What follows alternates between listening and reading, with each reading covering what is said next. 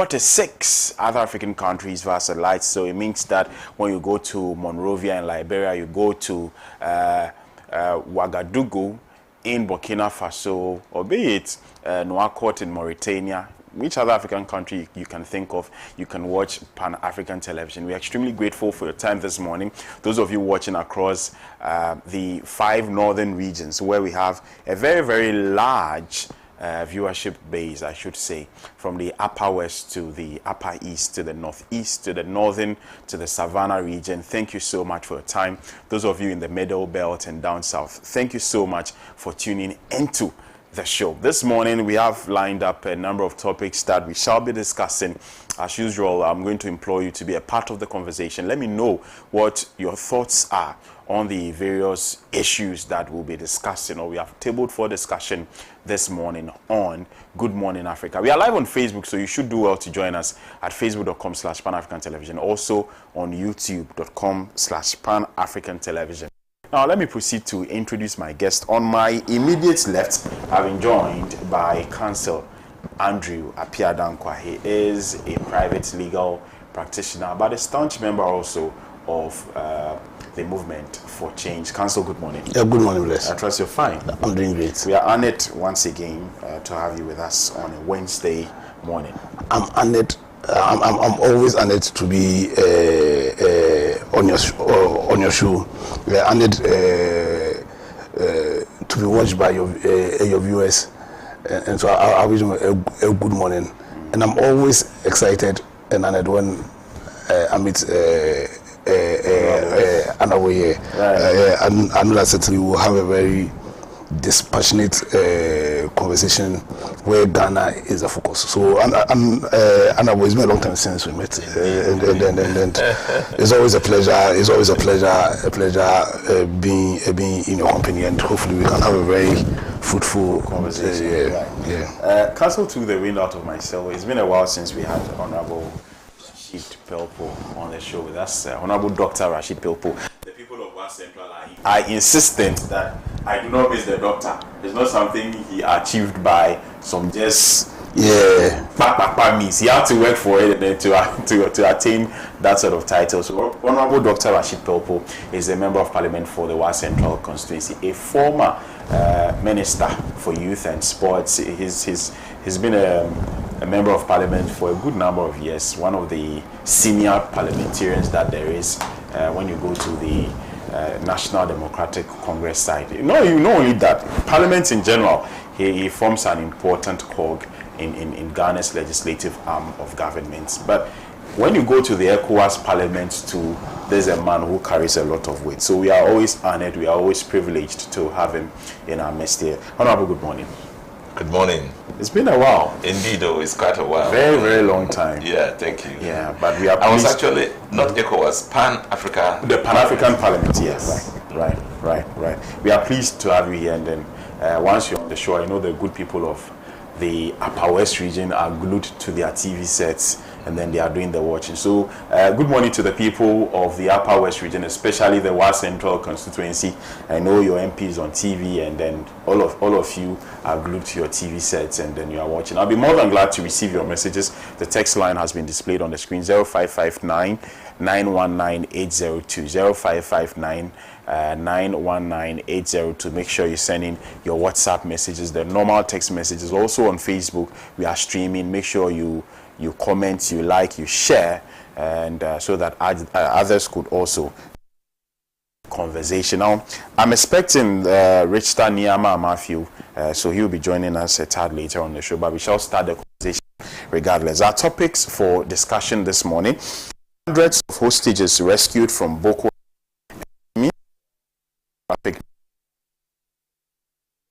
hotel.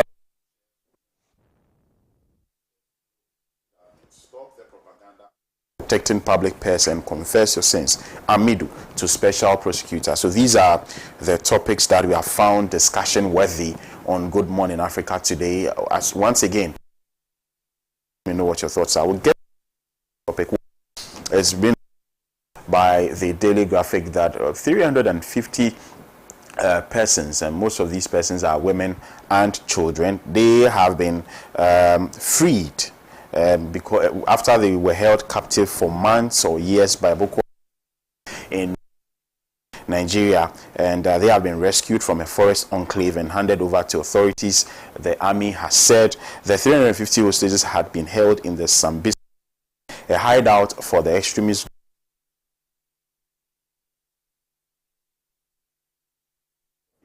Major General Ken Chiku said late Monday while presenting them to authorities in Bono, where the forest is. The 209 children, 135 women, and 6 men appeared exhausted in their worn-out clothes. Some of the girls had babies believed to have been born from forced marriages, as is often the case with female victims who are either raped or forced to marry the militants. While in captivity, one of the hostages had 7 children and spoke.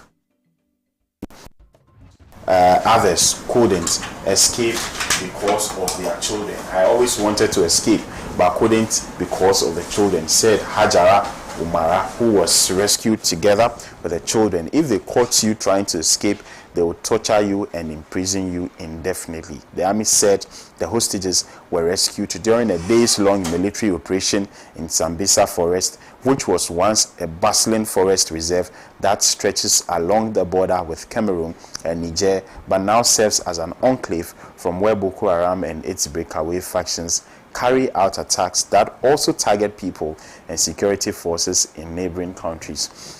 The freed hostages were transported in trucks to the Bono State Government House, where authorities will look after them until they go home.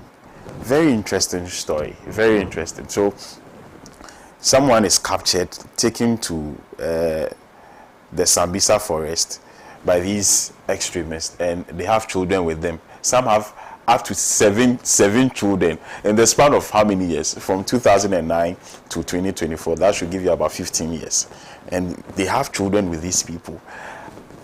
I want to find out from you, Council, the security architecture of Nigeria, and especially their might or strength in dealing with such issues. Why should it take as long as 15 years to rescue people who have been captured, to the very extent that these people have become part and parcel, of these extremists? Because if you are into a forced marriage with an extremist and you have born children by the person, then it becomes very, very difficult to cut ties with that person. I don't understand.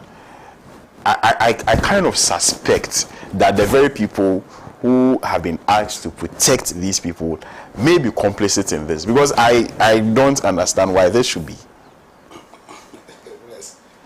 I think we've had a number of discussions on Boko Haram, on what's called the obligation that lies on the government of Nigeria, and indeed on all governments, to protect the lives of their citizens, their liberties, their right to happiness and all.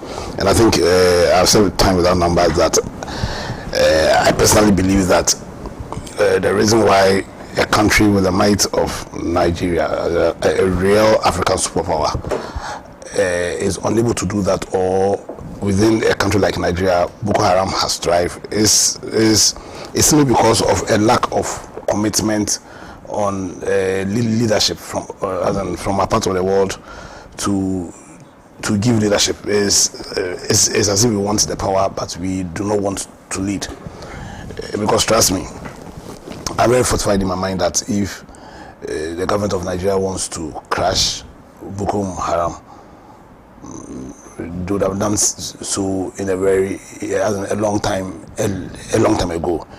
And happenings over the past, this happening, as the fact that they've been able to rescue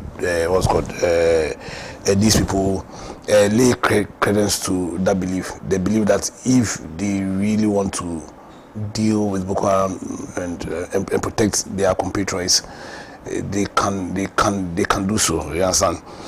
So for me, all the other incidents, as the childbirth, they being exhausted, they are all bits and parcels of the story. But I think the most critical issue is, why is it that in a country as powerful as Nigeria, people can take control of a region and then undermine citizens of Nigeria's right to freedom. Some have lost their lives. A lot of people have died. If you read the story over the past, over the period of 2009 till now, a lot of people have lost their lives as a result of these insurgents. So is it a case that a country like Nigeria hasn't?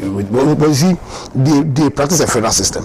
So they have a case where the states themselves provide some kind of security, and then the federal government also provides. So you'd have thought that their security would even be as in tighter. But unfortunately, Boko Haram has come. They've stayed, they've thrived, and in fact, I think it was about last year when they kidnapped some people, and you understand.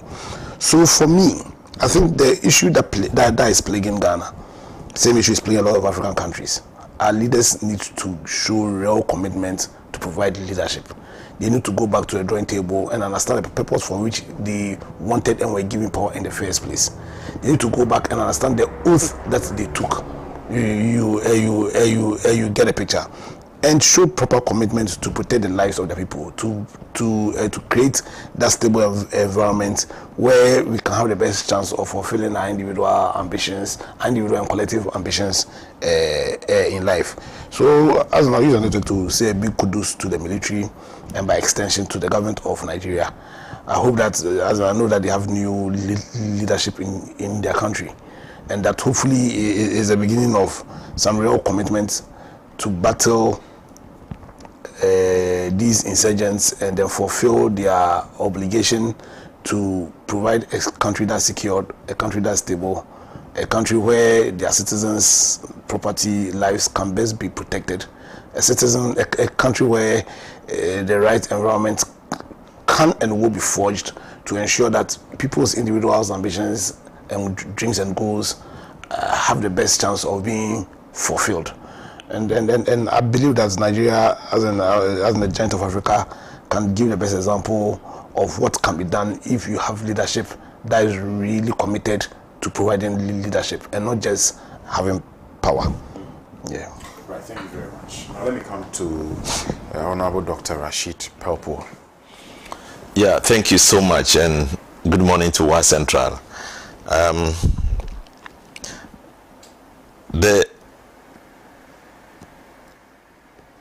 The Nigerian government has had very difficult time with Boko Haram for reasons that are most reasons already known to the public. First of all, there is a corrupt system. Remember, in the last regime, about more than $1 billion was allocated to the Ministry of Finance to fight against Boko Haram. That money was literally shared amongst them, and not a single person went to fight Boko Haram. They just distributed the money amongst themselves. High-level corruption that will not enable a concerted action against Boko Haram. The second is that Boko Haram has allies in the Nigerian government, very close allies, who give them every single information that is aimed at eradicating them. So before the army goes there, they are already aware that there's an army coming. They prepare for them, sometimes ambush them and kill them. So it's not because Boko Haram is so strong, but it is because the Nigerian administration, political administration, is very weak, and the huge levels of corruption going on in the fight against Boko Haram is so glaring that nothing effective can be done. The rescue effort had been put in place long before this time because of the outcry from the international community that, we need to rescue those young girls captured from secondary school who were in class and they were picked by Boko Haram and, hurried into the forest, and nobody knew where they were. Parents were crying. Everybody was asking for a rescue. The national community came in. Even NGOs came in to support, giving money for people to be able to get the girls back. So what is happening now is as a result of long search for the girls, and now they have appeared, no longer girls but mothers. But that tells you the kinds of people who are dealing with the Nigerian people. They say they are Boko Haram in the Hausa language and Arabic combined. Studying book is forbidden, meaning Western education is unacceptable. So don't go pursuing Western education. You have to do Quranic education and have everything based on the Quran and not any other study levels. So these are people who are supposed to be Muslim, committed in the service of Allah, and committed to ensure that the best thing is done for the people of for the Muslim community. And yet, looking at what has just happened, it's not about Islam at all. Islam does not tell you to capture young people and go and impregnate them, marry them outside the approval of their parents, and then have children with them. Nobody will accept that in Islam. But it has happened. So Nigeria has to sit up. The Nigerian government has to sit up. It has to look at all the dimensions of failures, all the issues that are confronting them, making it impossible for them to secure the society for the people, to make sure there's freedom for the people, and that people can go seeking to unearth their own potentials and be able to achieve the lot, for the people of Nigeria. The failure of the Nigerian government to secure such a society where people can be free to work and not afraid of Boko Haram is a critical element of governance in that country. Once they fail, then the whole system is under jeopardy, because Boko Haram is a non-state organization. A non-state organization with its own rules and regulations, which are not of public at all, which are not of public application at all, which are outside the constitutional framework, and which are not acceptable to the people. They can't have that parochial understanding of the society imposed on the general will of the people. So it's important for the government to work on it and ensure that we don't have this kind of situation perpetuated in the lives of the people. So essentially, it's a good story that people have found their children back. It's a bad story that it happened the way it happened. How will you achieve the idea of spreading Islam, of getting everybody employed everybody become a Muslim, if you cannot present a good picture of Islam? This picture is not a good picture at all, and that it's important that Muslims as a whole in Nigeria and elsewhere should come out strongly to condemn what is happening, and also to make sure Boko Haram is disbanded. If you are strong enough to support Islam, you need to build schools, you need to build mosques, you need to educate the people, you need to finance programs that are of Islamic nature. Taking up arms and killing people should not be one of the areas that would make the religion attractive to the people. So, in summary, I think that Boko Haram is actually not about religion. It's an economic entity. It's like a committed people who are committed in making a difference in their own lives, using Islam as a way of reaching out to the people and gaining out of it, in a way that is unacceptable. Right. Thank you very much, Honorable Dr. Rashid Pelpo. You two can be a part of the conversation. Let me know what you think. Let me know what your thoughts are. There are a number of topics that we've tabled for this morning's discussion. Those of you watching across the country, I want to thank you so much for your time this morning. But let me know what you think. Send in your messages. I'll be more than glad to read them as the show progresses. Also, this show is live on Facebook, so if you cannot watch from the comfort of your homes, we're on Facebook at facebook.com/Pan-African Television. Also, on youtube.com/Pan-African Television. Make sure you do well to join us and leave your comments. Bisa Goma says, Dr. Rashid Pelpo, keep making us proud. You didn't tell me where you're watching from. Apostle Seydou John Paul says, awake Ghana. I'm Seydou John Paul speaking from Tamale with a thunderous clarion call. Our nation grapples with an economic crisis of dire proportions. Ghanaians endure suffering. Our youth wander in disillusionment. Ghana demands a salvation, a beacon of hope in these troubled times. Let our rallying cries echo, summoning John and Jane to our aid with unwavering determination. Let us carve a path to a prosperous future for our cherished Ghana. Stand tall, Ghana. Together we shall conquer. Thank you, Seydou John Paul, for your message. Derek Aite says, good morning. Good morning, Derek. I trust you are in fine, fertile, and many thanks for doing the watching, and many shouts to Baba Awinkagwa Salifu Ajambore, who is doing the watching as well. Now, let's move away from conversations in relation to Nigeria and Boko Haram. Let's proceed to other topics. So, the Trade Union Congress, they disagree with the purported sale of some 60% shares of SNIT hotels here in the country. So the Honorable Member of Parliament for the North Dawn constituency, Honorable Samuel Okudzeto Ablakwa, he has been leading this investigation into matters involving SNIT and Rock City. If you've been to the eastern region, you may have heard of Rock City. It's owned by the Minister for Food and Agriculture, Honorable Brian Echampong.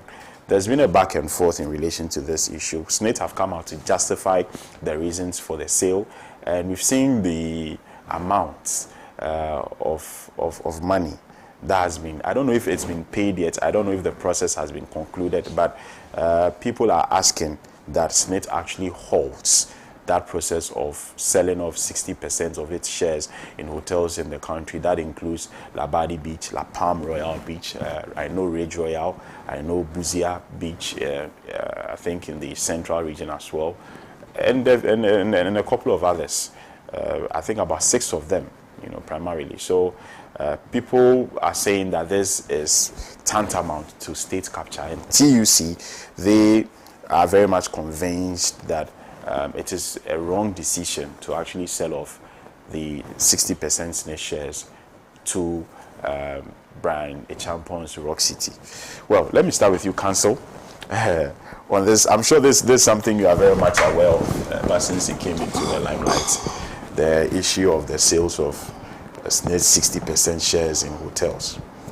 Yeah, so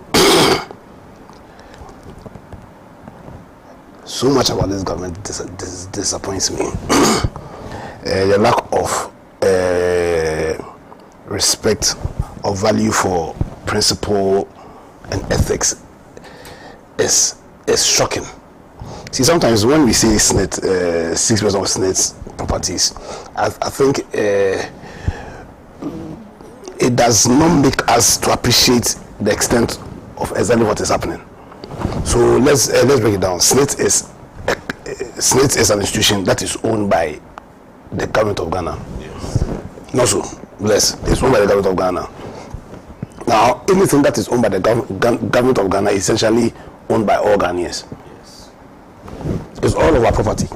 So when they say SNIT shares, sometimes it takes something away from exactly what is happening. So essentially what is happening is that the managers of the economy now, or the government now, has decided to sell 60% interest in hotels which are owned by Ghana to Minister of State. That is what is happening. You see, so when you see SNET, so SNET selling there, SNET selling, but SNET is entirely owned by it is a state entity.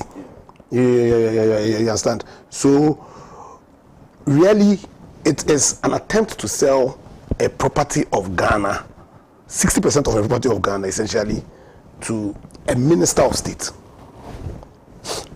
Now, I hope you recall the uproar in this country when His Excellency John Dramani Mahama, or when purportedly concessions were given to Ibrahim Mahama, concessions. So when you say concession, it's different from a sale. So when you say concessions, like we are giving you authority over a period of time to go and explore certain minerals, which also are owned essentially by Ghanaians. The uproar. Now, the uproar was not premised on the fact that Ibrahim could not explore. It was not premised on the fact that he did not have a company or the expertise. But the uproar was born out of a belief that that transaction was not done at arm's length. That the only reason why he was being given that concession was because he was the brother of the president. And so there was nepotism, conflict of interest, and because of that, even though Ibrahim Mahama had a company, had proven clear capacity to explore those resources, there was an uproar that was led by the members of the NPP largely, because they felt that it was not ethical, it was not principled, that there were conflict of interest issues. You get the point I'm trying to make. Now, so it is extremely disappointing that these same people who found issues with the attempt or the alleged or the purported grant of concessions to Ibrahim Mahama, in spite of the fact that he had the capacity, demonstrated that capacity, and that his exploration of those resources was going to create jobs. Yeah. In spite of all that, there was an uproar. I'm saying the basis of that uproar was because people felt that it was not ethical, that it was not done at arm's length, and that it reflected, or there was a clear conflict of interest matters there. And so for these same people to have no qualms with an attempt by what's next, you see, who appoints people on the board? Because sometimes we see we should break down a status for all of us, but we know that there's some few people who are going to make a decision, and rightly so. Those people were appointed by the government. They are largely members of the NPP. The people in Senate right now, they are largely members of the NPP. Now, so Senate, which is really for government, a company whose directors, the people who take decisions in those in Senate, are people who have been appointed by the president. Decide that they are going to sell 60% of Senate's interest, or 6% of hotels owned by all of us, to a party apparatchik. To a party apparatchik. And their response is to show us certain what's called procurement procedures, the fact that they opened up. You see, I've been talking about commitment to granting real leadership, commitment to, as in people wanting power, but really do not wanting to lead. Because this is basic. If you're a real leader, if your commitment is towards the development of Ghana, then see, certain things won't even cross your mind. Certain things won't even cross your mind. Why should a government property be sold to a minister? What kind of impression are you given? The property of Ghana is being sold to a minister.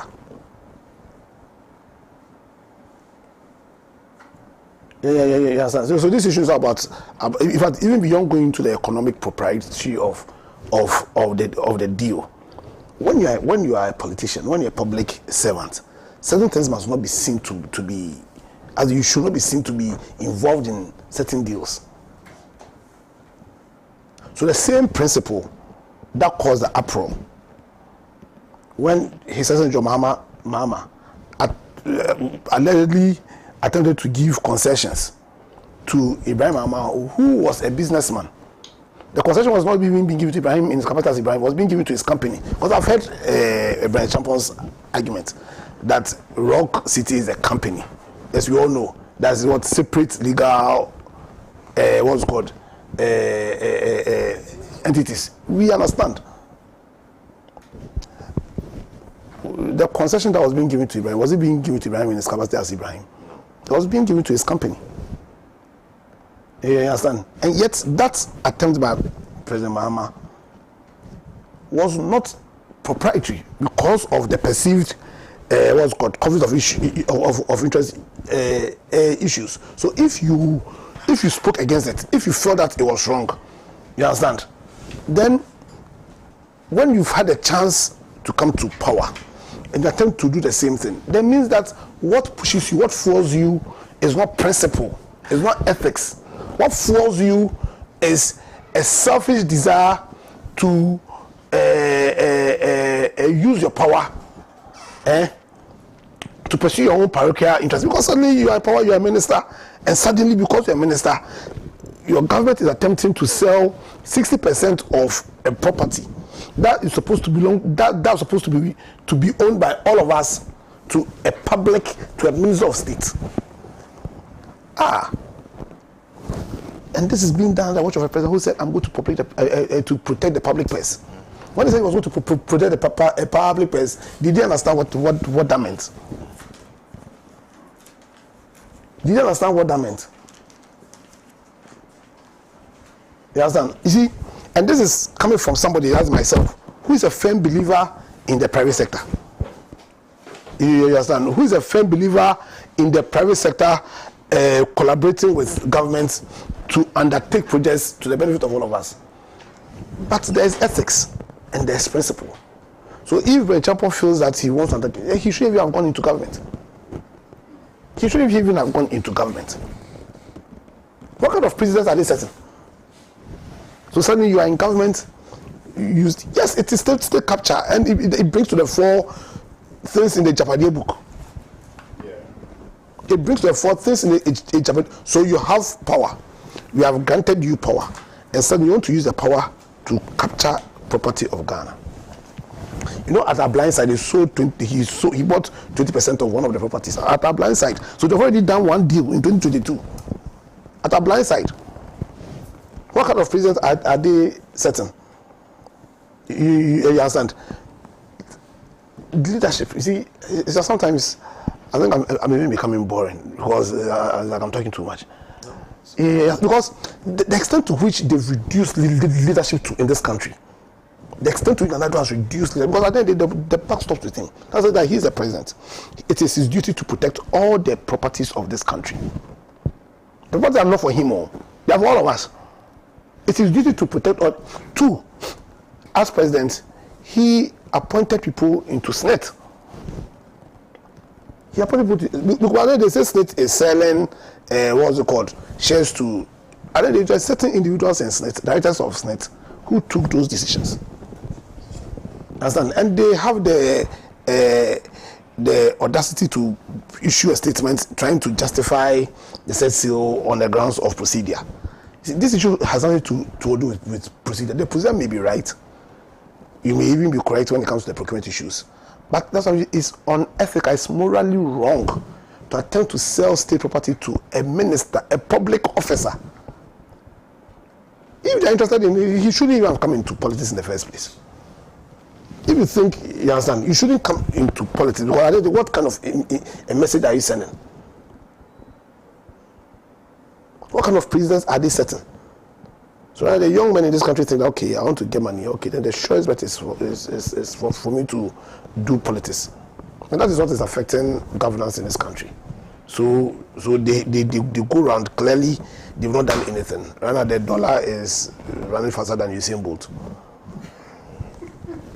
If you analyze the issues, it's because of the destruction of cocoa.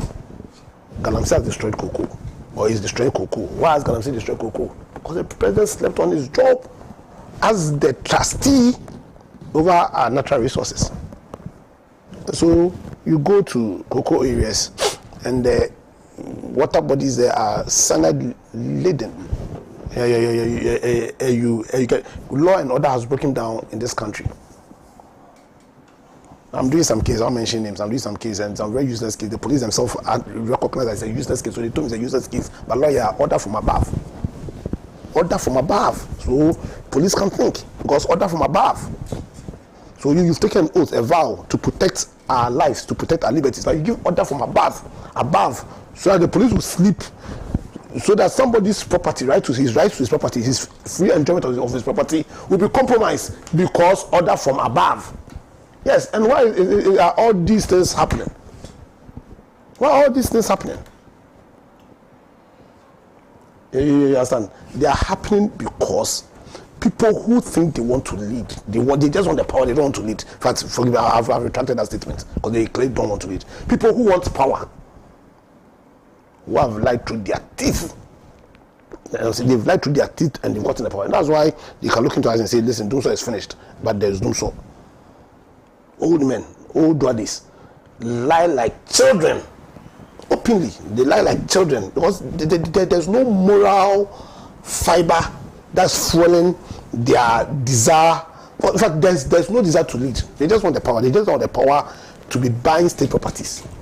They want the power to be buying. Why should this even come into his head? Why should it even come into your head? Because if you are guided by you understand the ethics that borders around leadership, public office, then you wait. You attempt that probably when you are out of power. But you are in power, your people are in juicy positions. So you want to use that influence. And so when people are talking about conflict of interest, they'll argue because they don't understand the conflict of interest matters that comes in here. Because they are not leaders. They just want the power to perpetuate their own personal agenda, to capture the state. You come and you say what? You are going to there's nuisance taxes. So the first 2017 you come, abolish. And then within some few years, you've even brought the nuisance tax times 3. So you understand? Clear case of you exercise demons, 70 demons, and within 2 weeks, 200 demons possess the body. Clear case. You understand? But why would you do that? Why would you create a system which is poisonous for the people? And why would you create that system? Because you are creating a system which is really poisonous for the people of this country. Day in, day out, our compatriots are being thrown into abject poverty. Last week we spoke about food security issues here. Last week. And clearly, if I was having a discussion with you have 10 cedis, you can just buy 2 small tomatoes. You understand? And we have leaders who are not thinking about ways to facilitate agric, ways to facilitate industry, ways to transform the economy. But they are busy thinking about how are we going to buy state enterprises cheap. But bless, I'm saying that all what is happening is born out of the fact that the people we've given our powers to are people who wanted the power but did not want to lead. And so come 2024, we must correct that wrong. And not just 2024, because it's not 2020, only 2020. We are going to vote for so many years. We should be guided by the advice of the Constitution itself. Where the Constitution advised the citizens of this country that when they are going to make decisions, because we also make decisions, but in fact the lifespan of every decision-making process begins with the people of Ghana. The decision we make when we are voting. The Constitution advised us that when we are going to make decisions, we should have due consideration, critical consideration to the directive principles of state policy. Now, when we are going to make decisions, we should ask critical questions and find out which of the programs being granted the people of this country align to the directive principles of state policy. when we've done that, we should also try and scratch beyond the surface and look into the moral fortitude of the people we want to give powers to. And it is our duty to find out. Yes, because they can make all the legal arguments they want on this attempted, what's it called, seal. They can do all that. But when you are a leader, then what governs you is not just the law. Yes, now, what governs you also includes ethics. What governs you includes principle. You understand? What governs you includes Aristotle's view of what the law was, reason, free from passion. And then when we do that and find people who are also governed beyond the law, also by a deep-seated respect for what is ethical and what is principled, then we will have no choice than to realize that these people leaders now, the people leaders now, and the person they want to present to us fail on each of those grounds. Because after all, there are people who are attempting to sell properties belonging to Ghana to a public officer, and he has no problem with it. He's making arguments about just on law, on the fact that he's a separate legal entity. Who is the beneficial owner? But if he was truly a leader, if they were truly leaders, this purported sale won't even cross their mind, because they took an oath to protect the public purse and they took an oath to protect the integrity of leadership in this country. And if they respected that oath, then they will understand that what they are doing is setting a very low bar and setting a very dangerous precedent in this country. Would they have gotten any property to look over if all governments came and were selling? But I don't blame them. Wasn't the same? What's called the chairman? What was his name? Who attempted to sell. You understand? They come and sell state properties. You go to cantonments and you just follow the sales of properties there, and people come to power and then they sell to themselves properties that belong to all of us. I'll call on SNIT to immediately seize that seal. And I encourage my brother Okujeto to continue. He should know that people support him. Yeah.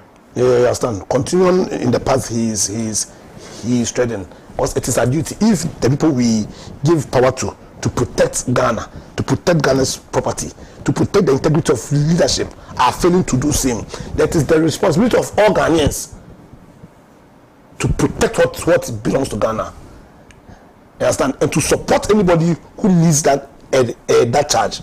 And so let's do that, and let's ensure that come 2024 we sack them from power, put them in some bin, perpetual bin, because they've proven that they don't care about our country. All they care about is their pockets and how to enrich and grab the properties that belongs to Ghana. They've stolen our gold through Galamsey. Well, they're the ones doing Galamsey. They've destroyed our river bodies. They've gotten their pockets fattened on that, and now they want to use that to come and take for themselves property that belongs to all of us. And in doing so, they are also depraving leadership. Let's sack all of them. Thank you. Thank you very much, Councillor Apiadanko. A very powerful submission there. Good morning to Mr. Istaniyama Matthew. A tad late, but he's here. I understand the traffic situation. I beg you, Macro. I'm telling you, Macro. It doesn't come. You only went to eat that. You promised me. Good morning. Apologies for coming late. The traffic wasn't too good. And indeed, though, it's quite a while. Yes. You have to address that claw. You have to Good morning, address that Council. claw. But you have to address that claw. Don't worry. So At least my vessels are sailing, so we can get some. sharp. Good morning, Bless. I think that let me take this opportunity to apologize to the listeners for my inability to appear on time. It has to do with traffic situation. And also let me say thank you to all those who came to see my mom's 70th birthday. It was so wonderful, and I wish her a long life. We are talking about divesting of state properties, and I was born in Tema. I am a native of Tema. I've lived in Tema for about 50 years. And so growing up, I saw what it meant to have workers working in companies, working shift, morning, afternoon, evening. You are going to school in the morning and you find buses of various companies with their logo. Then Liver Brothers, now Unilever. Then Food Specialist Company Limited, now Nestle Ghana Limited.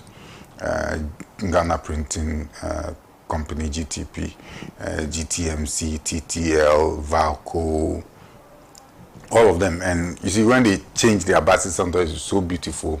So in the morning, all the cars were parked at the lorry park, and workers trooping and out, and they go to work. So at least they are assured of their monthly income. And then people who are selling. So the economy was vibrant. So you have people who sell beverages and all of that throughout the night till morning, because workers, some are leaving around 10 p.m., some are coming at 6 a.m. So like more or less like a 24-hour economy in that enclave. That enclave. And these were not things that we were told. These were things that I saw. I have relations who were working in some of these companies, Aloworks and many, many more.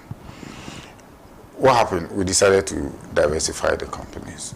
And what we keep saying is that it is not the business of government to do business, and that the private sector must be left alone to do business. Government is always the biggest employer. And so if government cannot do business, then who will do the business? China today, most of their companies are state-owned. UK, the Queen basically owns everything in UK. Everything in UK. In Germany and other places, the government plays integral role in running businesses. So it's unthinkable to think that government that owns the purse cannot run business, but individuals that will go to the bank and borrow will be able to run the business and do it better. How is it that it's not possible for Ghanaians to run a hotel, and yet they feel they can run the whole country? They can't run hotels. They will run at a loss. But it is possible for them to run the country. They believe that Ghanaians don't have the capabilities to manage very simple businesses, but and that those businesses should go into the hands of foreigners. So we gave out Ghana Telecom to Vodafone because Ghanaians can't manage it. We give out a number of companies to foreign interest. SSB Bank, we gave them to Société Générale. They later changed it completely to Société Générale because Ghanaians cannot run it. But then we believe that Ghanaians have the capability of managing the entire country. That to me can't be right. Because if you can't manage the small, how do you expect to manage the bigger one? And so it is no wonder we are in the kind of mess that we are in, because our mentality as a people is not right. Brian Acheampong as a minister cannot manage our agricultural sector properly. Today, like you were saying, you go to buy tomatoes and the prices of tomato on the market is nothing to write home about. Meanwhile, Burkina Faso, that share almost the same climate with the northern part of Ghana, is producing tomatoes and we are importing them. Niger is producing tomatoes and we are importing them. And they have ministers for agric who are supporting their peasant economy to run, to be able to export into our country. And then we go to change CFA to go and buy them and bring them into our economy and weaken our cedi. And yet we say it has the capability as a shareholder to buy 60% of state-owned hotels. I have basically slept in all the hotels, Elmina Beach, Buzia Beach Hotel.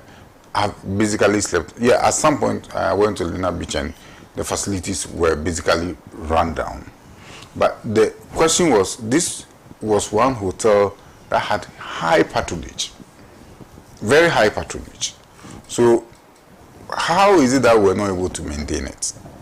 Is it that we're deliberately running them down in order to package them and then just say, well, government is unable to do business?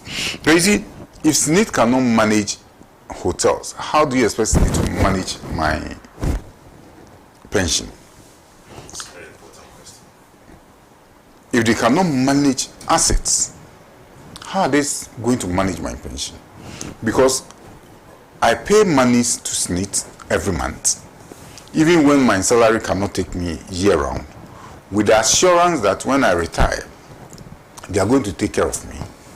How I'm expecting that the monies I pay to them will be invested into useful ventures so that there'll be a turnaround. So when I retire at 60 and I feel comfortable at home, every month I'll walk to the bank because my money had been invested into useful ventures and those ventures are making profit. So if today's SNIT is telling us that the investment they made from my money are not yielding profit, and so they are diverting 60% of my investment to individuals to now run and make the profit and keep the profit in their pocket, what SNIT is telling me is that I have a very bleak future, and it is no fun. Because SNIT is not supposed to just keep the money in the bank. I have not seen anybody who keeps his or her money in the bank and becomes a millionaire. Especially with the CD that we have that is depreciating so fast. When I keep my money in the bank for 1 year, the value of the money is not the same. So the only way the money will have value is to invest the money wisely and make profit.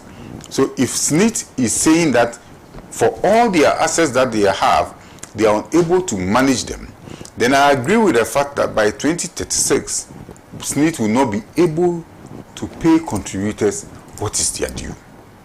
And you see, this is not an issue that we should laugh over and make it look like it is politics as usual. We are talking about the future of people. Today we have pensioners who are suffering because they've had haircuts. And they are picketing all over the place because monies that are due them in order for them to buy their drugs are not coming. Today we have SNIT that is telling us that your monies that we are investing are not making profit, and so we want to sell those investments for cheap. And once we sell them for cheap, we will make some money. What happens to the money? If Brian Achepon pays or his company pays the money today to SNIT, what happens to it? Is it because you've lost and now his company becomes a majority shareholder? Yeah. Decides what to do with the company. Yeah. And could just decide that today, well, we don't want to run hotels again. We want to change the whole architecture and do something else with it. And you have very little to say because you are no longer the majority shareholder. That is how much workers are being taken for granted. And that's why I'm not impressed by the TUC press conference. Because TUC reps sit on the board. So if it has to take an individual to come from parliament to talk about things for which they should be privy to and should resist. And I remember those days when for the least thing, you have TUC on the street in red bands, complaining, talking about it, getting things reversed. The vibrancy in that labor front, that causes change, that causes panic in the political class, no longer exists.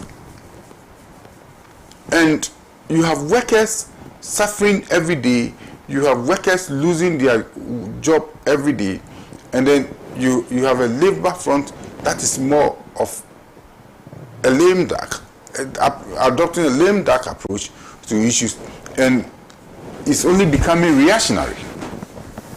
TUC is supposed to have a research department, so they are supposed to be privy to information. They are supposed to project into the future what the workers' fund is going through and engage.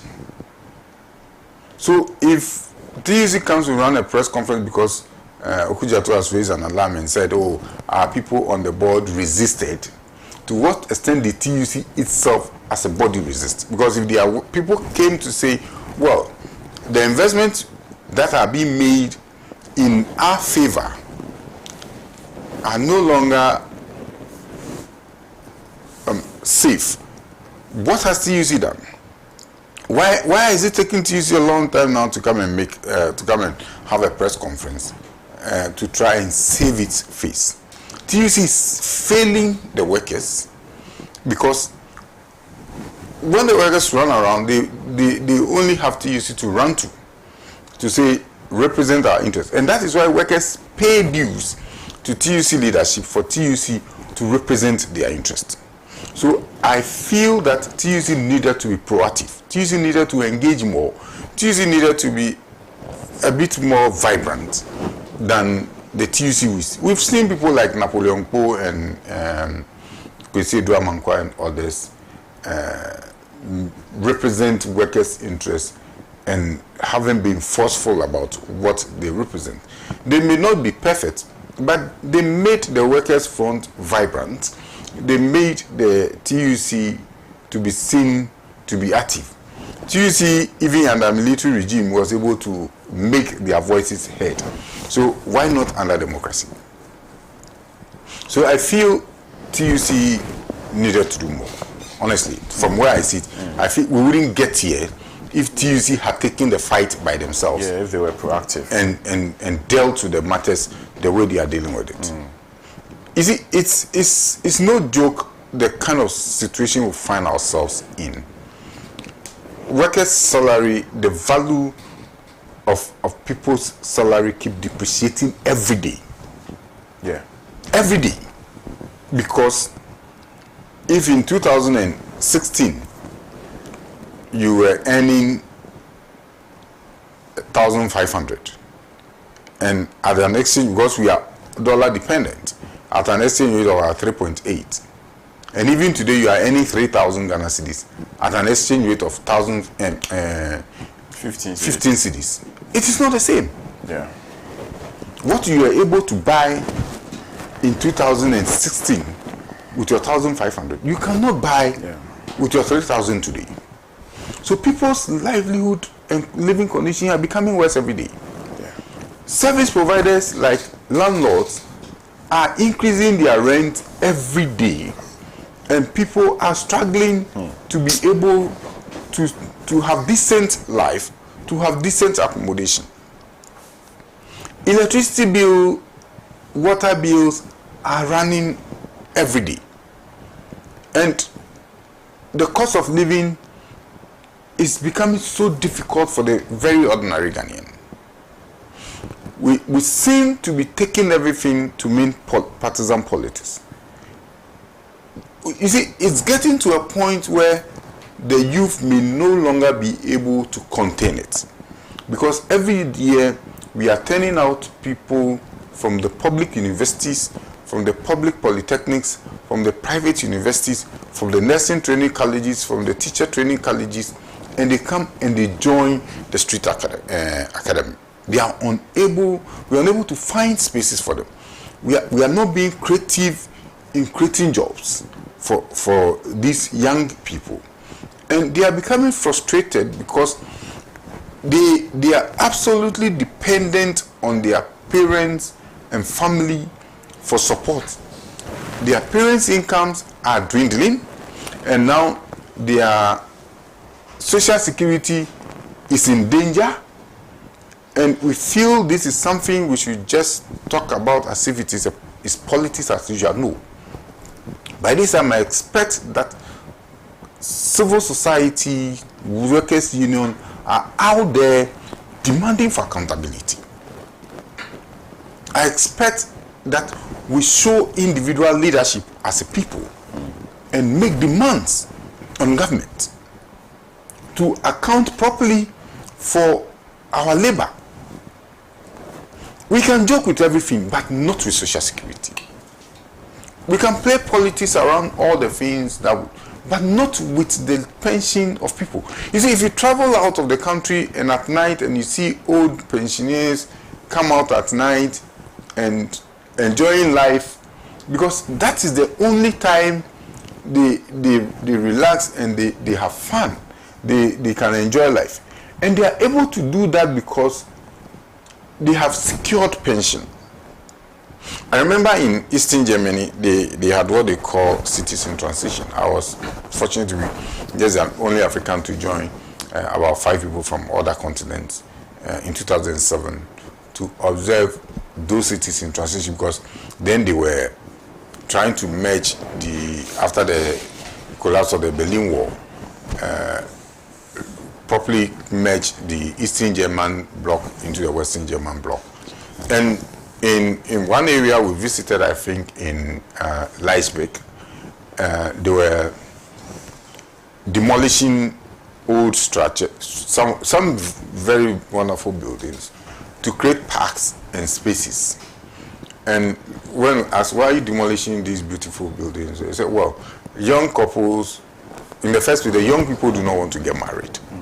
And so the country is having a challenge because they have a very heavy top in terms of people who are retiring. And they have a lean working class. And they have a diminishing level of children because the younger ones do not want to get married and have children. And as part of the incentives, they are creating parks so that those who will get married and have children will have spaces to play, for their children to play, and they want to give them incentive to have more children so that they can have, in the future, they won't have a challenge where their social security system will collapse because the people who will be working to feed into the social security system will reduce. Yeah.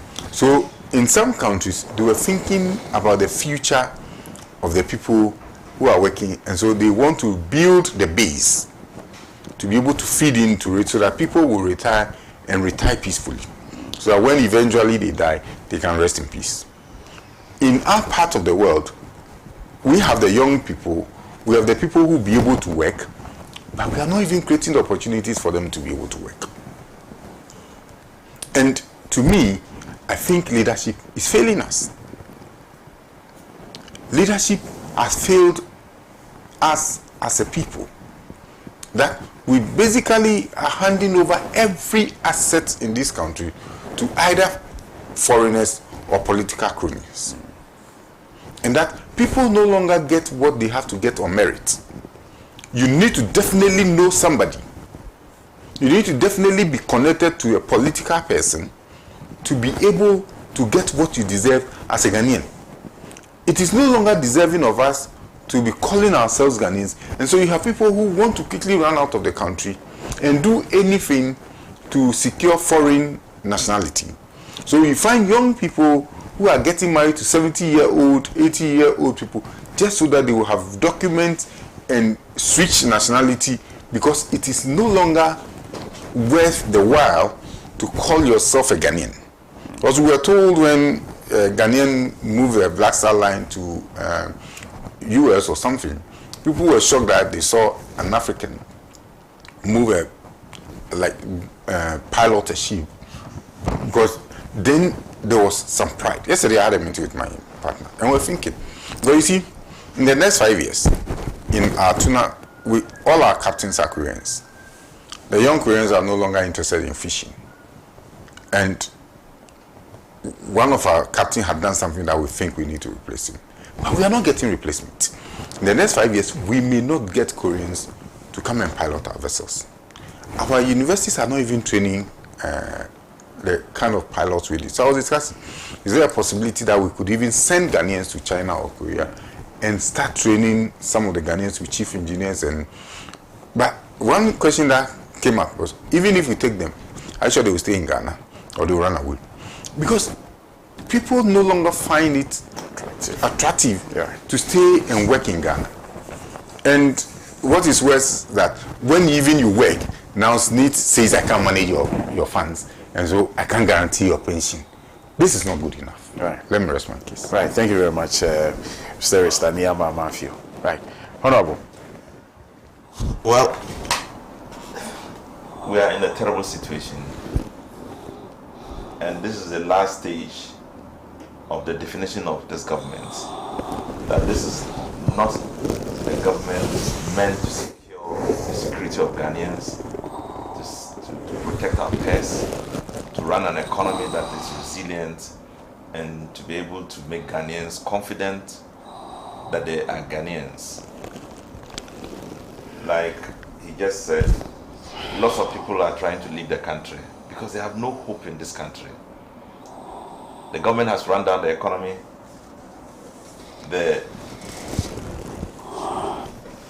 Our growth has reduced drastically. We borrow too much. We can't pay our debts. The interest rates are very high. People who are doing business can tell you. There's high inflation. Prices are very high. Our CD is gone. So everything about this economy has just collapsed. But the one thing we have to ask ourselves about is, are we really serious in running a country? Do we have a situation where we can have Ghanaians love and work for this country?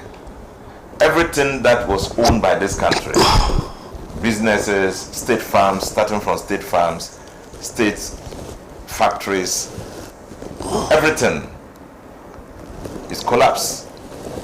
I mean, they are all collapsing because Ghanaians are unable to manage it. The last bit of it was Ghana Airways. It's collapsed. And now Senate is also owned by the people of Ghana. It's now being sold.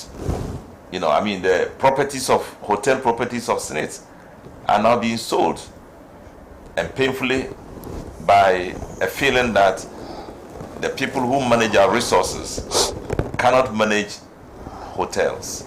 How can you be sure that these are people who can manage the future of our young people who are married, who are just married, who are contributing and seeking the future for themselves? You know, and the painful and shameful thing about it is that the government doesn't feel the pain and the shame of stealing money from the people, of running down the system, of allowing government appointees to buy state enterprises, to buy state lands. Everywhere in the regions, they are buying our lands, taking over property, and rush as if it's free of charge.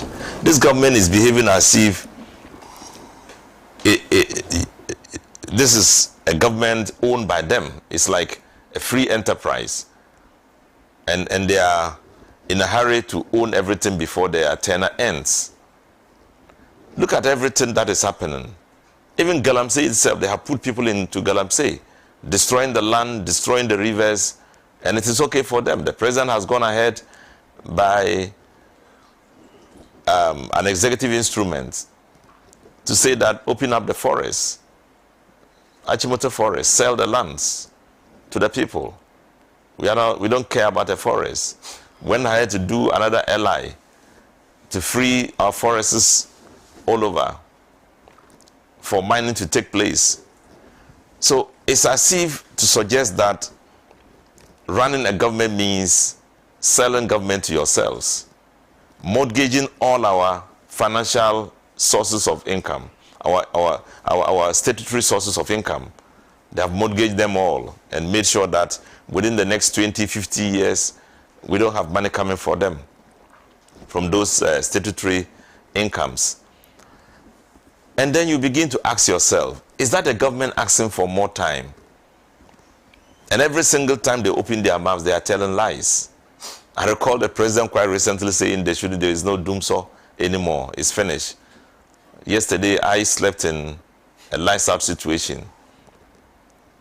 I recall the vice president announcing that in a few days' time, doomsaw will be over. 3 weeks ago, he said it. And doomsaw is still on.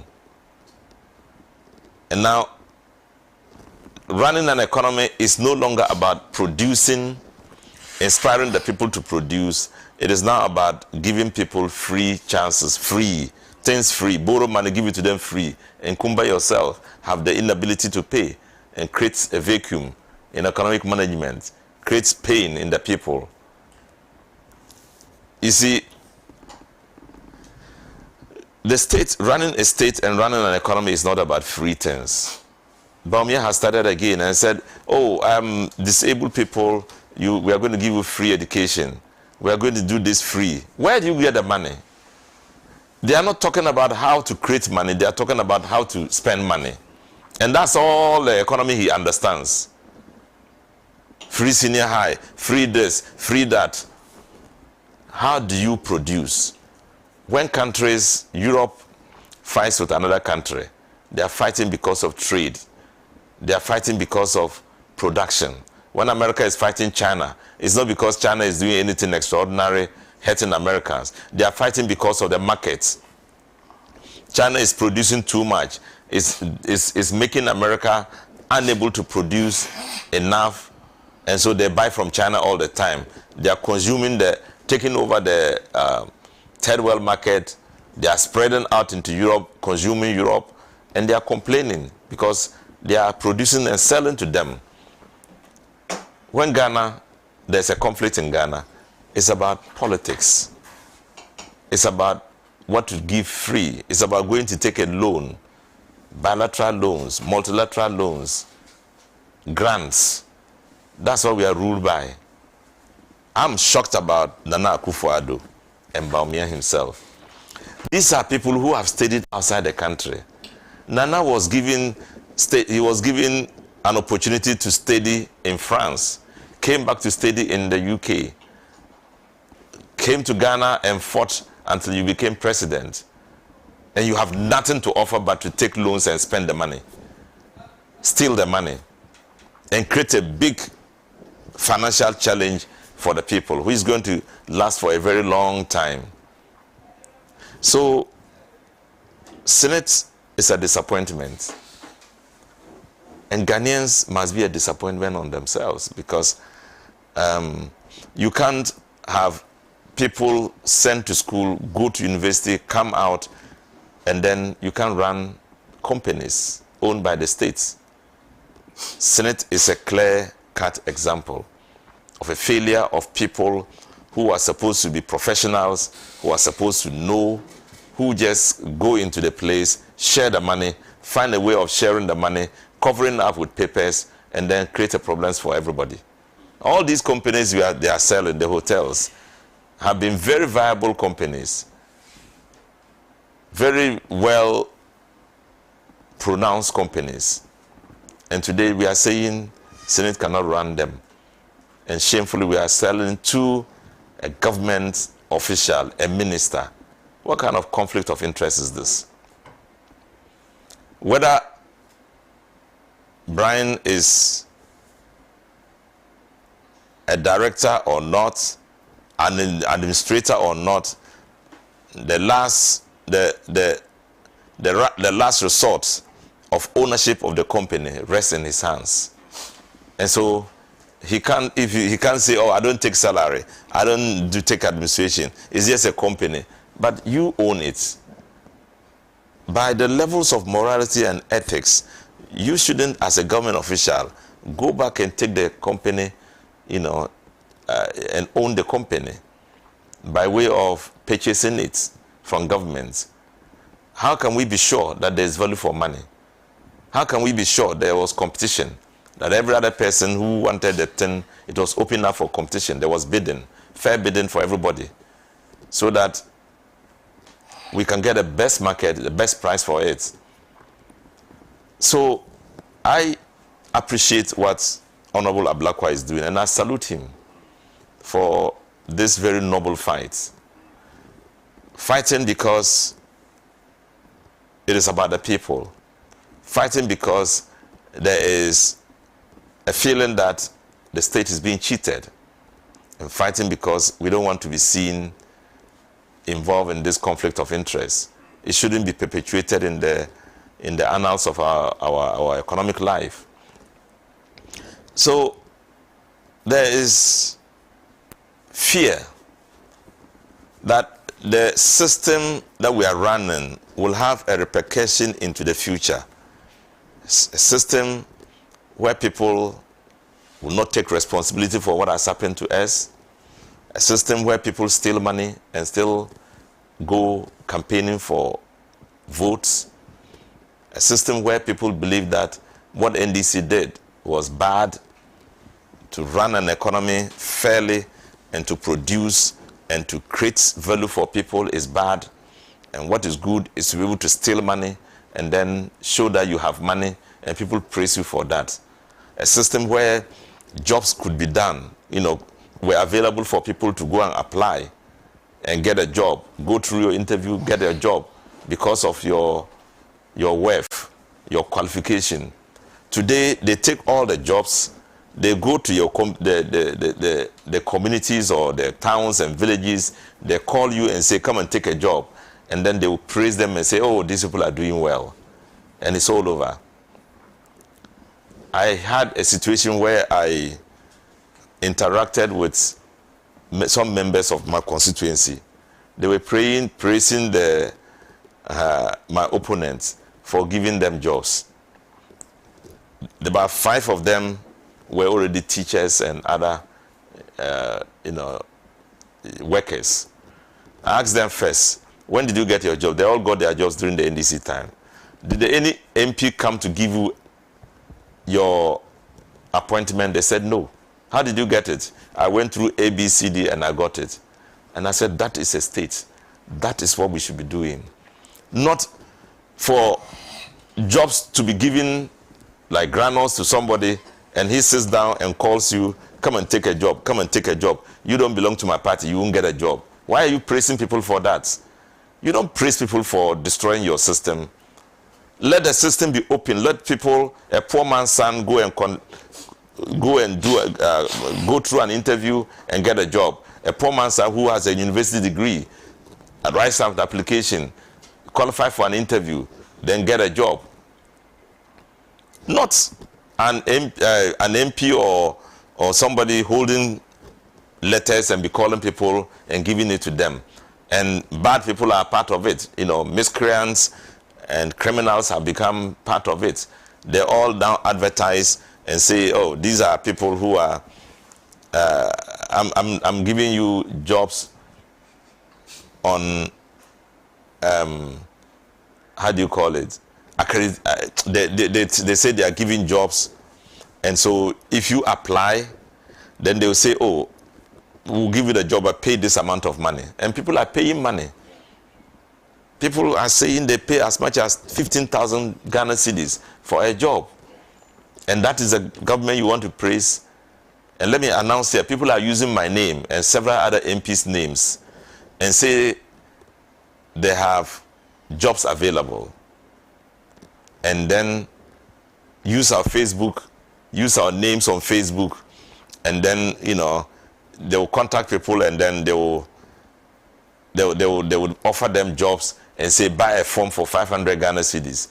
And people buy the form and then pay some money only to realize that they were dealing with a criminal.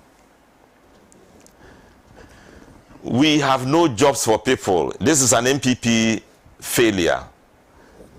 They are failing in every compartment of life. And your Senate is in trouble as well. They are failing. The example, a clear-cut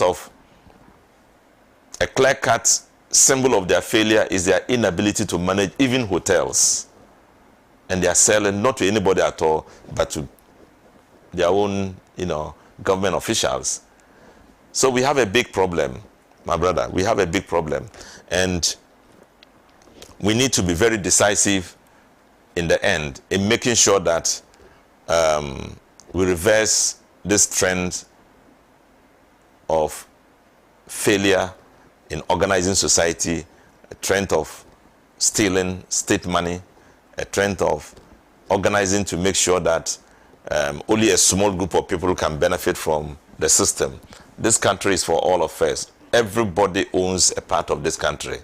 Many of us come from far away outside Accra. But by virtue of going through your education and passing your exams, going through various types of interviews, you find yourself in Accra and in other places. Now that's what they want to destroy. That is what they are seeking to destroy, so that you can leave it to a small amount of people. And I heard Duncan Williams saying that, look, don't say that Ghanaians don't want fighting. Don't say that Ghanaians are gentle, they don't want to do anything that is violent. No, because he said he saw it in 79, 83, in 81, 83, 82, 83, when Ghanaians were people who said kill, and they were killing. They rose up in rebel, that he saw it. He also said he saw other situations in which Ghanaians became violent, and that people should not take Ghanaians for granted. Now, if you insist in making only a small portion of Ghanaians benefit from the resources of the state, one day people will rise up, and we wouldn't like to see the repercussion of it. So I think that, you know, we need to be a bit careful. We need to be careful. We need to, and I like what my brother said in our private conversation. Look, if a government does wrong, that government must be punished. Don't give them power to do the wrong again, to compound the wrong. It's important for the people of Ghana. Don't say I'm MPP, therefore I must always vote MPP. At a time when you know the MPP is gone to the docks, has been run down, the character has changed, it's no longer the MPP we know, the character, the composition, everything about it has changed, the orientation has changed, stealing has become normal in MPP, and everything becomes like it's ordinary. Let's not do that. It doesn't matter what government comes to power. If that orientation becomes the nature of states, we can't run it. We can't continue to run it. And I believe that Ghanaians are determined to change the trends. I'm happy when Baumia goes to some places, the other refuse to receive him, or they even hoot at him and say, we don't like it. This is Ghana. That is why Nkrumah fought for Ghana. That is why Jerry Rawlings came with a coup d'etat. We want to change the nature of the kinds of attitudes that destroy the economy. If you build a house, you build hotels, you build that, you do this. What about when you die? If they are not going to the people anymore. Let's concentrate on the states and make sure we have a strong state, admirable and confident, that people can have confidence to stay in it. Yeah. Thank you very much, Honorable Rashid Pelpo. Let me take time to do a few messages that we've received. I have this one from Ambassador Sampi Ali, who is doing the watch, and he extends his greetings to all of you on the panel. And he says that way back in 1776, the principle on trust properties states that the trustee is prohibited from benefiting from trust property. See Keach versus Sanford. The president and his ministers are trustees of public property.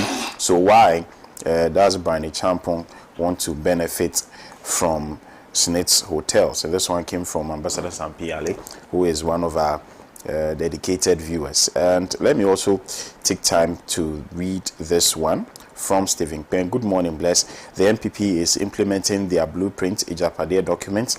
The Ejapade details the capture of every aspect of state power. So selling Smith's luxury hotels to Honorable Echampong is one of such state capture. Stephen Penn from WA sent this one. And he also says I should extend his greetings or his regards to Honorable Dr. Rashid Pelpo. And this one here also says, good morning, Pan-African TV. This MPP government does not have the common Ghanaian at heart. Why are they destroying every sector of the country? This is irritating. All prices have gone up. God save Ghana. Thank you so much for your message. Bisa Goma says, Dr. Rashid Pelpo, keep making us proud. Right.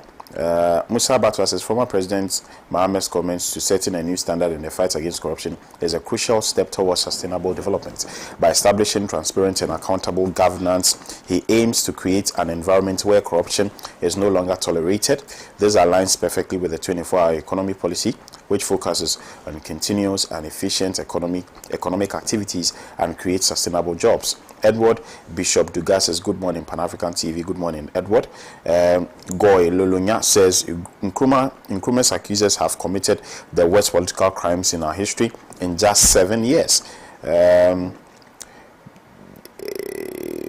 Dr. Downblow says, under John Mahama, Ghana was doing well. However, things have become challenging under the leadership of Nana Akufo-Addo. It might be a good idea for Ghanaians to think about not voting for the NPP party in the upcoming elections, since they don't seem to have any good ideas or solutions. Many people see John Dramani Mahama as our last hope for bringing about positive changes. My regards to Honorable Felix Kwache Ofosu. All right.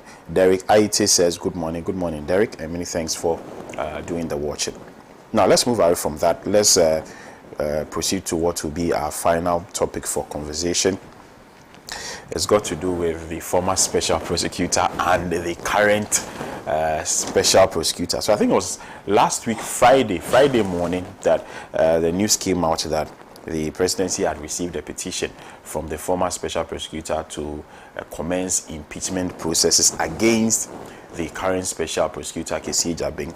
Martin Amidu stated a litany of reasons, including the arrest of citizens. He also mentioned that press conference that Kessie Jabing conducted a few months ago, where he threw some jabs at the judiciary, and he said there are some, external forces or superior forces that are preventing him from going about his duties, from fighting corruption. A few other issues were raised in Martin Amidu's petition. But the question has always been that why would someone who once occupied this position and admitted that there are a lot of challenges there, and even labeled the president as the mother serpent of corruption. So interestingly, he even made corruption allegations against the special prosecutor in his petition. So for someone who has labeled the president as a mother serpent of corruption, you are petitioning the same person to remove another person you see corrupt, to have undertaken corrupt activities at the OSP. Let me start with you, Counsel, briefly. I'm just Starting everything. I think we should make sure. Oh yeah, we do not have time. We have just 18 minutes. Yeah. So you see, you said it's surprising that the Matamidu will petition everyone he termed to be corrupt as the mother serpent of. Yeah, I think that's the right thing to do, because when he was petitioning the president, he was not petitioning Akufo-Addo. He was petitioning the president of Ghana. It happened to be Nana was called Akufo-Addo, because I'm sure Amidu understands that for our system to survive, we need to allow the institutions to work. I understand that. I understand that. Yeah. But based on principle, this is somebody that you have already accused of corruption. You've tagged him as being the kingpin of corruption. Yeah, he didn't say the president. He said that Nana Akufo-Addo is the kingpin of corruption. Of corruption. But the law says, based on that principle, why do you go back to the same person to take up a corruption issue? The OSP Act says that if you want to remove the OSP, so Martin Amidu believes in the law. But calling the president was mother serpent does not mean that he did not believe in the law. And he believes the law would work. No, but whether it work, whether it won't work, the point is that I don't know what he believes. But we all as Ghanaians have a responsibility to ensure that our system, the institutions work. You understand? So he was petitioning the president, not Nana Akufo-Addo as a human being. John Mahama attempted that, and Ghanaians were laughing. But he was petitioning the president. You get a picture. You see, I think the battle we try to wage against corruption is in tatters, clearly. I think it's in tatters like all the battles we decide to wage war on. We decide to wage war on Galamsey is we are worse off than we began. Making we said cleaner city. We are worse off now.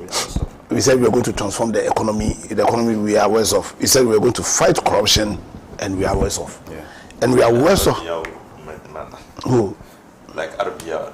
Yeah, exactly. We are going to use. Yes, and we have bastardized the. And we are all worse off.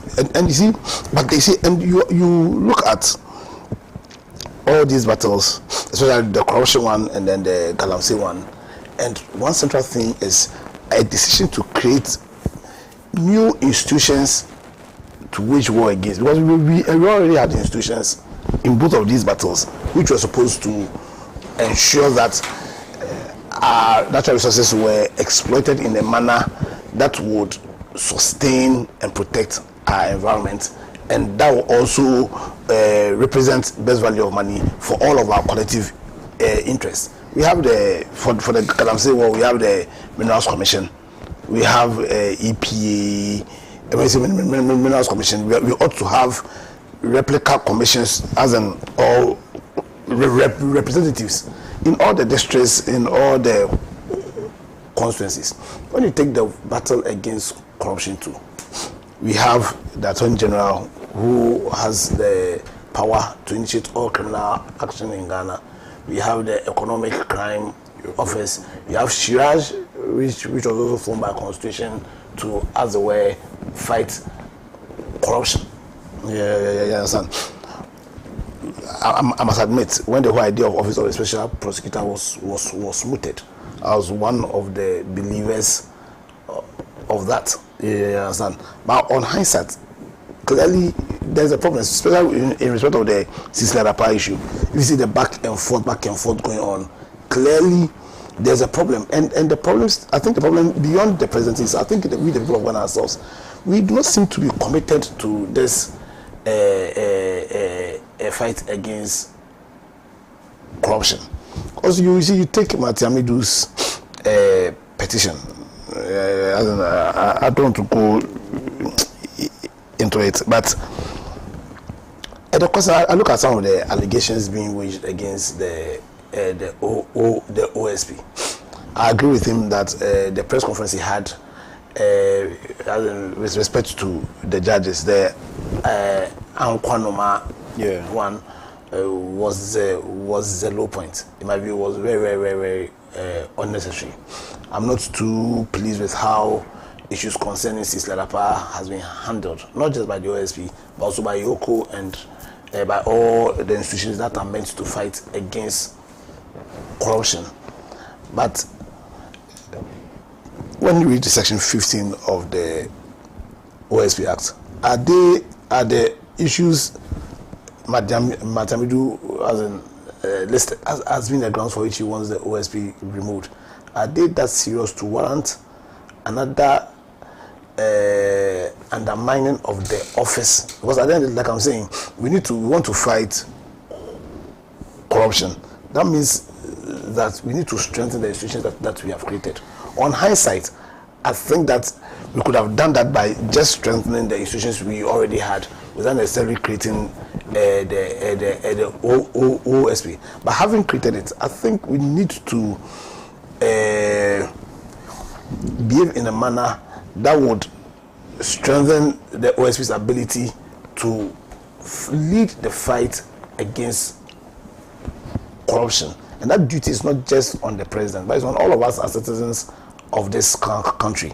And so unless I'm waiting to see the evidence Matamidu has up his sleeves, unless they are really serious, then I do not see what we stand to benefit in, because in the very short life of the OSP, we're already destroying any kind of validity or any kind of fidelity that the people of this country, or trust or belief the people will have in the ability of the OSP to do the job for which we all created. You understand? And already the people in power, the president, the people in power are not doing a great job in giving us confidence in the ability of the OSP to do that. We the citizens also as in, unless it is really serious. So as in, not to pass judgment on what Matamidu is saying. I mean, I'll just wait. I'll wait and see exactly what, because you see, when you talk about he poaching, the OSC poaching, OSP poaching people from other agencies, is it an offense? And if it's an offense, is it a serious offense to warrant an impeachment? He's talking about the OSP. In fact, what Matamidu said, that the OSP shouldn't be a hypocrite, and that he said that he's going to protect the public purse. It's just lip service, and then really he should confess his sins. So unless Matamidu has some serious evidence to back this very serious statement, because what he said, he's actually accusing the OSP himself of being involved in corruption. You understand? So I think we'll wait and see what kind of serious evidence the Matamidu himself has. Other than that, I think it is his responsibility, like it is all of our responsibilities, to protect and defend the integrity of the institutions that we set up ourselves to fight for our common cause. And one of those common causes include corruption, because we know what corruption is doing to our country. So, let's wait and see. I think he's made his petition. The president has rightly forwarded the petition to the CJ. Let's all follow and see what the CJ will say.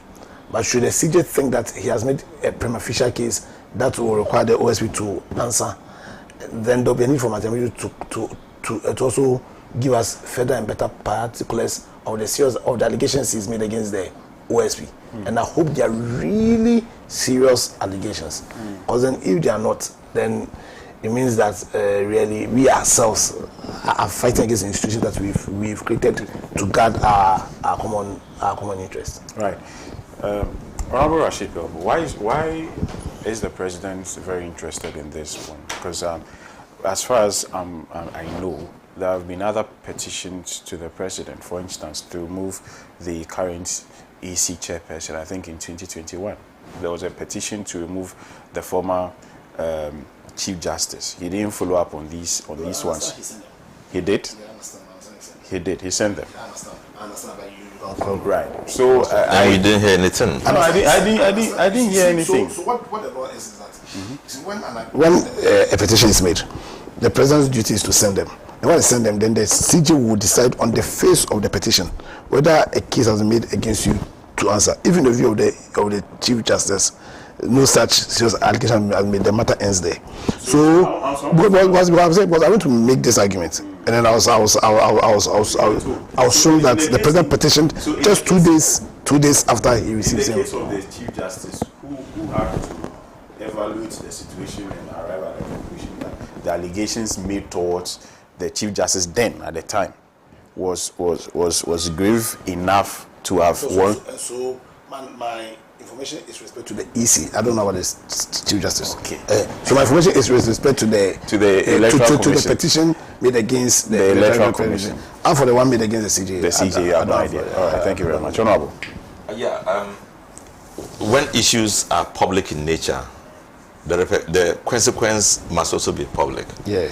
If it is publicly presented to you, Mr. President, and you sent it to the CJ, it must be known whether they take an action or not. It shouldn't be a guesswork for us to begin to ask whether the thing has been acted on or not. It's very important for the public because it's a legal issue and it's quoted within our legal framework. But I'm shocked about Mr. Hamidu, my brother Mr. Hamidu. Why you have called the president mother serpent of corruption? We thought that from the space of time you have stayed out of office, you will compile some things and then, bring some allegations out so that we can all follow to understand what it is. You've rather gone to fight against somebody who is fighting against corruption. Whether the person is fighting it well or not is a big question. But I don't think that this is the kind of fight I expected to see him fight.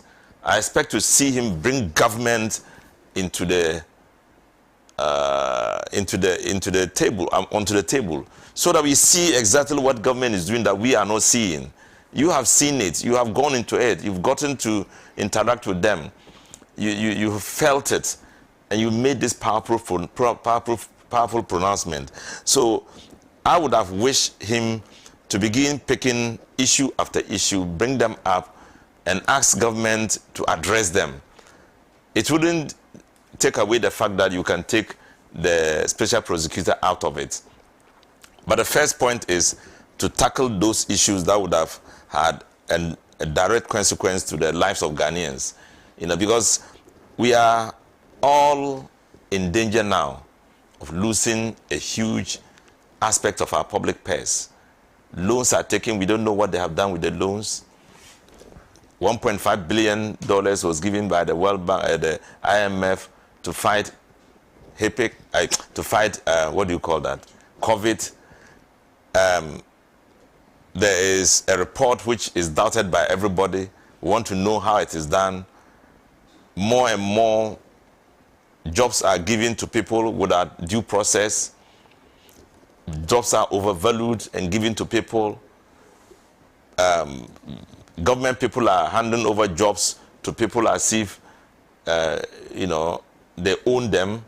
They are privatizing the job industry. People can no longer apply and be sure that they are going to get a job unless you go and see somebody who will also see another person, and then you buy the job. These are things that we want him to come around, bring out clearly for us to see. We want some salvation from very tough-minded people like him. Not to take your counterpart on. It's good that you bring issues out. And these could have been cautious statements you could make in the public for him to take note that these are things that are happening. And for a private person maybe to take them on. But you are saddling the person who is even fighting the corruption.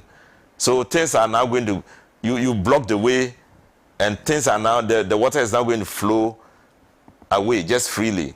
The corruption issues are now going to be, unhandled. You can't trust the Attorney General. He's there covering up issues of corruption. He's not somebody you can rely on to fight against corruption happening in this country. We have Martin Amidu, a unique person who is angry and wanting to see Ghana develop, can tell the president he's a mother serpent. We want him to take the lead in fighting for corruption. Now he's gone back to fight the person who is fighting corruption. So, and the president will be happy because he's relieved from any attacks by Martin Amidu. His course is diverted. It's like Germany in the Nazi days, trying very hard to dominate Europe, plan all the years to attack the UK. When it grew the highest, then it grew to the toughest that anybody could realize that he could defeat anybody in Europe. Rather than fighting the one power that prevented him from dominating Europe, the UK, he sent his army to fight against Russia. And the winter defeated him with the resilience of the Russians or the Soviets. So that's the kind of thing we are seeing. That after building yourself and giving everybody the impression you can fight corruption on behalf of the people, at a time when we need you to do that, you are going to fight something that is not the case, the one that we are looking out for. So I know that the president will be happy that Martin Amidu is not on him and that he's on somebody he has appointed. And he'll be eager to pass on the thing to the CJ quick, so that everybody's attention will be on the on his appointee rather than on himself. But let's encourage ourselves that there's an opportunity to change governments, and there's an opportunity to bring them all to book, to question them for what they have done. That there is going to be a judgment day, and it will come. No matter what they are doing, that judgment day will come, and we will witness who is going to fall and who is going to stand straight. Thank you very much. All right. finally, let me come to Stanley Matthew. I know I don't have a lot of time. I feel we lost an opportunity to right the wrongs in the way and manner the Attorney General and Ministry of Justice operates. Because the major reason the Office of the Special Prosecutor was carved out of the Attorney General's department is to give it that insulation and independence, even though it was supposed to operate within the ambit of the Attorney General, because prosecution lies within the ambit of the Attorney General. The fact that it was given some security of tenure in the way the Special Prosecutor would be removed, give it that independence to go after anybody who is working against the interests of the state. Sadly, like Honorable Dr. Ashipepo said, we the very first Special Prosecutor who has insight of the workings of the place and who has had the benefit of looking into books doesn't seem to be working to support the current Special Prosecutor, and rather they are working across purpose, and it is not good for us. Now, I think that probably Mr. Kusijabi, who was my criminal law lecturer, understands that he is coming against the system that initially was supposed to favor him. Because when he was appointed, some of the issues that came up was I was very close to some of the people within the corridors of power, and I was going to do their bidding. But it doesn't look like he's been their favorite, and removing him will be one of the things they may most cherish, especially with the embarrassment around the Cecilia Adapers case, which has still not found any meaningful end. And so the attempt to remove him is made easier because the procedure, I think, is 146. Is so simple. The Chief Justice would have to establish a prima facie case. Yes, he may have written to him to come out with his comment, but the decision to determine whether a prima facie case had been established solely lies with the Chief Justice. And if once she says that, now the rest has to do with a committee that she would have to set up. And we are in this country when a sitting Supreme Court bench was changed overnight. For whatever reason, nobody understands it, but it was changed. And so it will be very possible for persons who may do the bidding to be as empaneled. And once they come out with their verdict, the president, even if he had to say something, may decide I'm not saying anything. Now the president even doesn't have any authority at all because he only becomes a conveyor belt. The recommendation gets to him, and all he has to do is, with alacrity, just relieve the person of his position. But you see, we need to build institutions that will be resilient in fighting corruption. Like Obama said, we need to build strong institutions. If we want to fight corruption, institutions like IOCO, the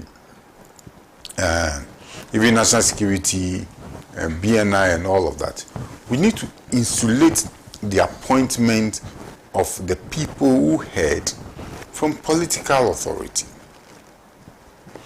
Because if the president, with a stroke of his green pen, can remove the head of IOCO and place another person there, people would want to protect their jobs first. There must be a system that make people get appointment into those institutions through merit, for which their service would be for the state. and not for an individual who is appointing them and can remove them. And their budget should be charged onto the consolidated fund. And when they are able to retrieve stolen booty, a certain percentage should go into their operations in order to encourage them to do more, because they know that they will be retooled based on how hard they work.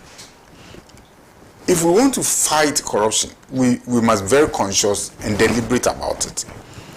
If we are not conscious and deliberate about it, we'll go round in circles, and we'll lose the little money that we have for our own development. I think we are running out of time, so I will rest my case. Thank you very much, Honorable Richard.